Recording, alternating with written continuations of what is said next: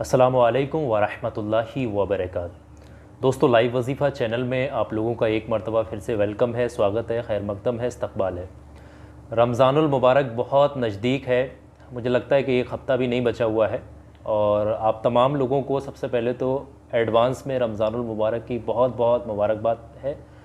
اور آپ لوگ زیادہ سے زیادہ اس مہینے میں عبادت کریں گے۔ بہت سارے لوگ ہیں جو اسے کامنٹ میں بھی کرتے ہیں کہ میرا اپنا نام لے دینا، ہمارا نام لے دینا۔ تو آج خاص طور سے اسی ویڈیو کے اندر آپ لوگ دیکھ سکتے ہیں ہمارے حضرت یہاں موجود ہیں۔ رمضان المبارک میں ہمیں کیا کرنا ہے، کیا نہیں کرنا ہے، روزے کس طریقے سے آپ نے تیاریاں کرنی ساری چیزوں کی، کن کن چیزوں کو آپ نے اوائڈ کرنا ہے، یہ تمام جانکاری آپ کو اس ویڈیو میں دینے کے لیے ہمارے حضرت بیٹھے ہوئے ہیں۔ تو اس ویڈیو کو آپ اپنا 5-10 منٹ کا وقت نکال کر کے اس ویڈیو کو آخر تک ضرور دیکھنا، کیونکہ یہ بہت زیادہ کامیاب ویڈیو ہے۔ تو دوستو، بنا وقت ضائع کیے آپ لوگوں کا شروع کرتے ہیں اس ویڈیو کو۔ حضرت آپ کا بہت بہت استقبال ہے لائیو وظیفہ چینل میں، آپ پہلی بار آئے ہیں۔ تو ہمارے جو لوگ ہیں وہ خاص طور سے رمضان المبارک کے تعلق سے بہت زیادہ سوال کر رہے ہیں کہ کس طریقے سے ہمیں پورے مہینے کی جو ہے پریپریشن کریں، ہم کس طریقے سے کن چیزوں کو ہم اوائڈ کریں، وہ تمام چیزیں تفصیل تھوڑا کر دیں تو لوگ جاگروک ہو سکیں اس بارے میں۔ سب سے پہلے تو بہت بہت آپ کا شکریہ کہ آپ نے مجھے ویڈیو میں موقع دیا۔ اللہ کریم کی بارگاہ میں دعا کہ اللہ تعالی ہماری اس مجلس کو، اس بیٹھنے کو اپنی بارگاہ میں قبول فرمائے۔ آمین۔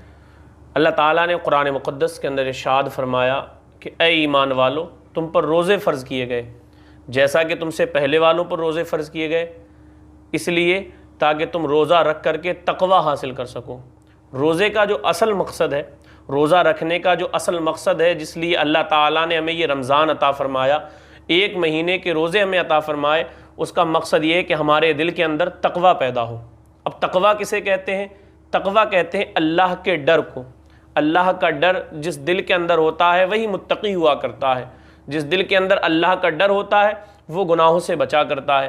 اللہ تعالیٰ قرآن مقدس کے اندر ارشاد فرماتا ہے، دنیا کے اندر ہر کوئی چاہتا ہے کہ میں عزت والا بن جاؤں، مجھے عزت مل جائے، مجھے مقام مل جائے، مجھے مرتبہ مل جائے، ہر کوئی بلندی چاہتا ہے۔ لیکن اللہ کے نزدیک جو حقیقت میں عزت والا ہے وہی عزت والا ہے۔ جو اللہ کے نزدیک جو مرتبے والا ہے، جس کی قدر و منزلت اللہ کی بارگاہ میں زیادہ، حقیقت میں وہی کامیاب ہے۔ کیونکہ اللہ قرآن میں فرماتا ہے اِنَّا أَكْرَمَكُمْ عِنْدَ اللَّهِ أَتْقَاكُمْ، بے شک تم میں عزت والے وہی ہیں، تم میں مرتبے والے وہی ہیں جو اللہ سے ڈرنے والے ہیں۔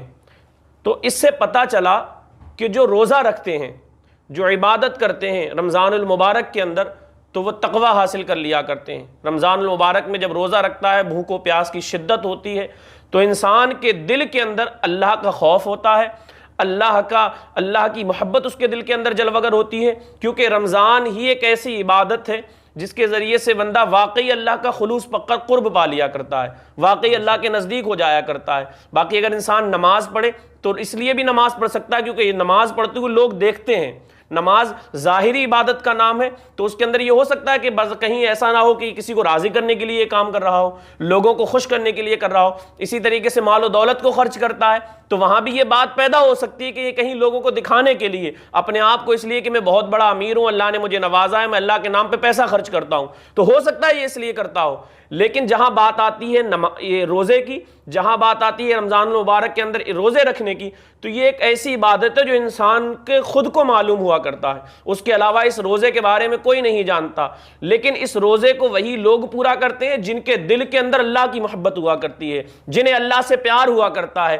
کیوں؟ کیونکہ صبح سحری کے اندر اٹھنا اور اس کے بعد وہاں سحری کھانا، اور سحری کھانے کے بعد فجر کا وقت شروع ہونے سے پہلے روزے کو کھا پی کر کے فارغ ہو جانا، اور پھر سورج ڈوبنے کے بعد تک، سورج ڈوبنے تک اپنے آپ کو ہر چیز سے، ہر وہ چیز جو اللہ نے حلال کی ہوئی ہے، ایک تو وہ جو حرام ہے اس سے تو ہمیشہ بچنا ہے، حرام کھانے سے تو ہمیشہ بچنا ہے، کیونکہ حدیث پاک کے اندر آقا نے ارشاد فرمایا جو ایک لقمہ حرام کا کھاتا ہے اللہ تعالیٰ 40 دن تک نہ اس کی کوئی عبادت قبول کرتا ہے، نہ کوئی دعا قبول کیا کرتا ہے۔ 40 دن تک نہ عبادت قبول ہوتی نہ دعا، انسان کتنا ہی کچھ کر لے۔ لیکن رمضان وہ ہے کہ وہ چیزیں جو حلال ہیں، جو کھانا جائز ہے، جو کھا سکتا ہے انسان، لیکن اس کے بعد بھی صرف اس لیے اپنے آپ کو پورا دن روکے رہتا ہے تاکہ میرا رب مجھ سے راضی ہو جائے، تاکہ میرا رب جو ہے مجھے اپنے اکرامات سے نواز دے اور میرا دل جو ہے وہ عبادتوں کے اندر لگ جائے۔ جب انسان بھوکا رہتا ہے تو اس کا نفس جو ہے یہ کنٹرول میں رہا کرتا ہے، جو خواہشات ہوتی ہیں یہ کنٹرول میں رہتی ہیں، اور جب انسان کی خواہشات کنٹرول ہونا شروع ہو جاتی ہیں پھر وہ انسان اللہ کی طرف جانے لگتا ہے، پھر وہ اللہ کی عبادت، اللہ کے قرب کی طرف بڑھنے لگتا ہے، اور جو انسان اللہ کا قرب پاتا چلا جاتا ہے، جو اللہ کے قریب ہوتا چلا جاتا ہے، پھر اسے مرتبے ملا کرتے ہیں۔ اسی کے بارے میں پیارے آقا صلی اللہ تعالیٰ علیہ وسلم ارشاد فرماتے ہیں کہ اللہ تعالیٰ کو روزے دار کے منہ کی خوشبو مشک کی خوشبو سے زیادہ پسند ہے۔ سبحان اللہ۔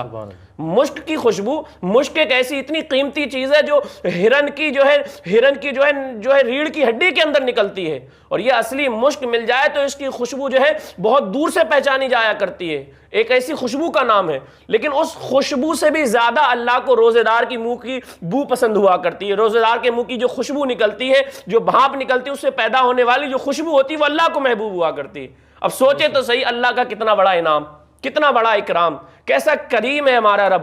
اور پھر روزہ دار جو ہوا کرتا ہے اس کے لیے خوشخبریاں ہوا کرتی ہیں، افطار کے وقت اللہ تعالیٰ اس کی دعا کو قبول فرمایا کرتا ہے، وہ جو ہاتھ اٹھا کر کے مانگ لے اللہ اس کو عطا کر دیا کرتا ہے۔ یہ ہے روز رمضان کی برکتیں۔ اور رمضان کے اندر جہاں اللہ تعالیٰ دیگر مہینوں کے اندر، رمضان کے علاوہ 11 مہینے کے اندر جہاں اللہ تعالیٰ جو ہے لوگوں کو ان فرضوں کا ثواب عطا فرمایا کرتا ہے، وہیں رمضان میں اگر بندہ عبادت کرے، نفل پڑھے تو اس کا ثواب بھی فرضوں کے برابر عطا کیا کرتا ہے، اور فرضوں کا ثواب کئی گنا بڑھا دیا کرتا ہے۔ سبحان اللہ، یہ اللہ کا انعام رمضان کے اندر۔ تو رمضان کے اندر جو عبادتیں کرنا ہے یہ اللہ تعالیٰ نے اس لیے رکھا تاکہ بندہ رمضان میں عبادت کرے، رمضان میں اللہ کو راضی کرنے کی کوششیں کرے، اور جب بندہ ایک مہینہ اللہ کی رضا کے لیے گزار دے پھر انسان کی پوری زندگی دیکھے پورا سال کیسے گزرا کرتا ہے۔ اگر ایک مہینہ ہم واقعی جیسا اللہ نے ہمیں دیا کہ دن میں جو ہے روزوں کو رکھیں اور رات کو قیام کی صورت میں نماز تراویح ادا کریں، اور انشاءاللہ تعالیٰ اسی طریقے سے اپنی زندگی گزارتے چلے جائیں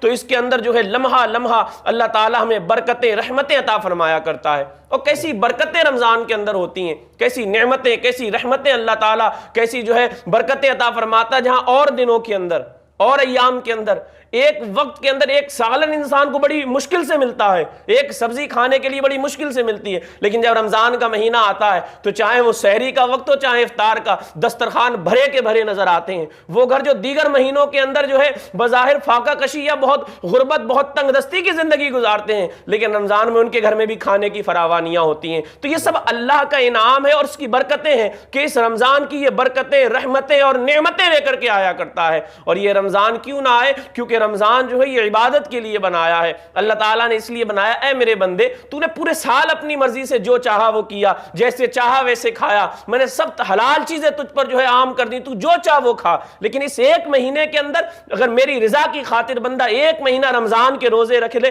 پھر اللہ تعالیٰ کیسے اسے انعامات عطا فرمایا کرتا ہے۔ اور یہ روزہ جو ہے یہ پل صراط کا جو پل ہے یہ اس کے لیے ایک ڈھال ہے، جو ہے جہنم سے کی طرف سے ایک ڈھال ہے، جہنم سے بچاؤ کا ایک ذریعہ۔ جو روزہ رکھتا ہے اللہ تعالیٰ اسے جہنم سے آزادی عطا فرما دیا کرتا ہے۔ جو روزہ رکھتا ہے وہ بندہ اللہ کی بارگاہ میں قرب پاتا چلا جایا کرتا ہے۔ رمضان کی کتنی نعمتیں گنائی جائیں، رمضان کی کتنی برکتیں گنائی جائیں۔ رمضان اللہ نے عطا کس لیے کیا؟ تاکہ ہم جو ہے اچھے طریقے سے اللہ کو راضی کرنے میں کامیاب ہو جائیں اور خوب اللہ کی عبادت کریں۔ اللہ فرماتا یا ایھا الذین آمنوا کتب علیکم الصیام، یہ رمضان کے روزے جو ہیں یہ تم پر فرض کیے گئے ہیں، کما کتب علی الذین من قبلکم، جیسا کہ تم سے پہلے والے لوگوں پر فرض کیے۔ کس لیے؟ لعلکم تتقون، تاکہ تم متقی بن جاؤ۔ اور متقی جو ہوا کرتا ہے یہی اللہ کی بارگاہ میں عزت والا ہوا کرتا ہے۔ گویا کہ پتہ چلا یہ رمضان جو آیا یہ لوگوں کو عزت دلانے کے لیے، اللہ کی بارگاہ میں اسے عزت والا بنانے کے لیے آیا کرتا ہے، اور یہ اللہ نے عطا فرمایا تھا کہ بندہ اس مہینے میں عبادت کرے اور میرا قرب پالے،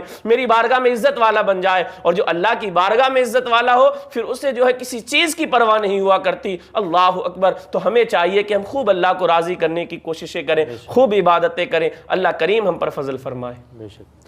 تو جس طریقے سے حضرت نے تمام فضیلتیں رمضان المبارک کی بیان کی ہیں تو امید ہے کہ تمام چیزیں آپ کو سمجھ میں آ گئی ہوں گی۔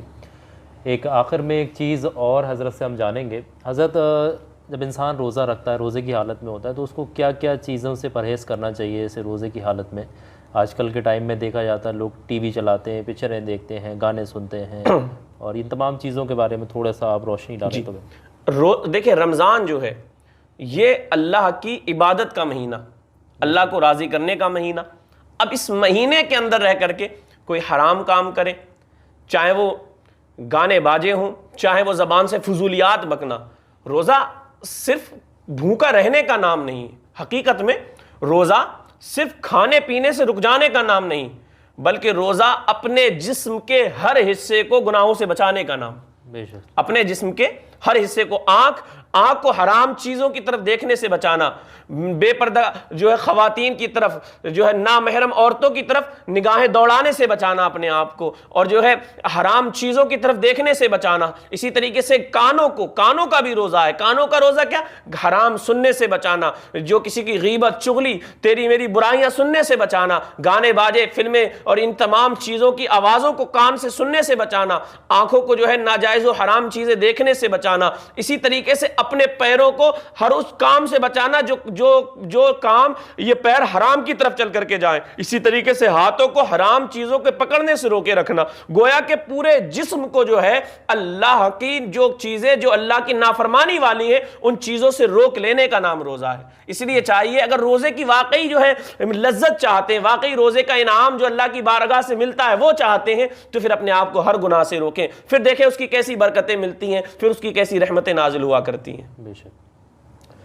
تو دوستو، حضرت نے ساری چیزیں آپ کو بتا دی ہیں، روزے میں کن کن چیزوں کا پرہیز کرنا ہے۔ امید ہے کہ تمام چیزیں آپ لوگوں کو سمجھ میں آ گئی ہوں گی، اور آپ لوگوں کو یہ انفارمیشن اچھی لگی تو اس ویڈیو کو لائک کرنا ہے، اور حضرت سمے سمے پر اس چینل پر آتے رہیں گے، اسی طریقے کے بیانات وغیرہ آپ کو سننے کو ملتے رہیں گے۔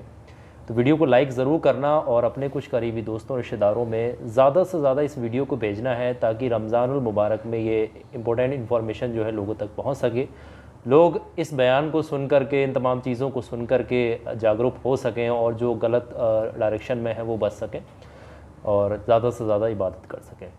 تو دوستو، ویڈیو کو لائک کرنا۔ انشاءاللہ پھر ملاقات کریں گے ہم آپ سے کسی نئی بہترین ویڈیو کے ساتھ، تب تک کے لیے اللہ حافظ۔